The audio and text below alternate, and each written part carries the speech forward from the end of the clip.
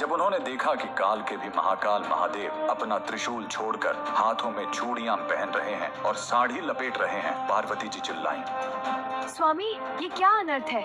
आप स्त्री का रूप क्यों धर रहे हैं? महादेव की आंखों में आंसू थे। उन्होंने धीमे स्वर में कहा, गौरी, आज मेरी एक बेटी मौत और जिंदगी के बीच झूल रही है। उसकी माँ बाढ़ में फंसी है और उसे इस वक्त सिर्फ अपनी माँ की जरूरत है।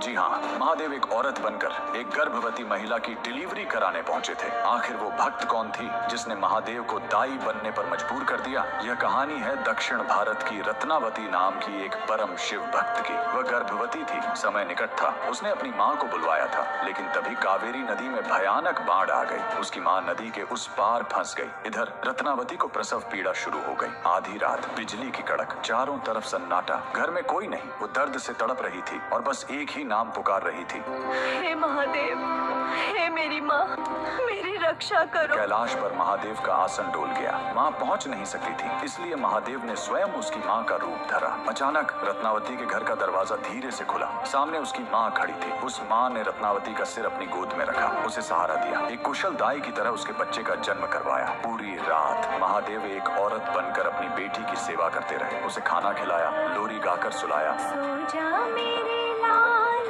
तू सो जा, माँ तेरे संग ही है, डर मत अंधेरे। सुबह हुई, बाट कम हुई। रत्नावती की असली माँ हांफते हुए घर पहुंची। वो रोते हुए बोली, बेटी, मुझे माफ कर दे, मैं बाढ़ में फंस गई थी, मुझे आने में देर हो गई। रत्नावती स्तब्ध रह गई। उसने पूछा, अगर आप अभी आई हो तो रात भर जो मेरी सेवा कर रही थी वो कौन थी? दोनों ने कमरे में देखा। वहाँ कोई नहीं था, सिर्फ मोगरे के फूलों की महक और दीवार पर महादेव की एक धुंधली परछाई। भगवान ने एक स्त्री का मान रखने के लिए खुद स्त्री का रूप ले लिया। आज भी तमिलनाडु के त्रिची में स्थित थायुमानवर स्वामी मंदिर इस चमत्कार की गवाही देता है। आज भी वहाँ गर्भवती महिलाएं सुरक्षित डिलीवरी के लिए महादेव को चूड़ियाओं और साड़ी चढ़ाती हैं। महादेव से बड़ा कोई रक्षक नहीं और माँ से बड़ा कोई योद्धा नहीं। अगर आपको भी महादेव का यह माँ वाला रूप छू गया हो तो कमेंट में हर हर महादेव और जय माँ पार्वती जरूर लिखें।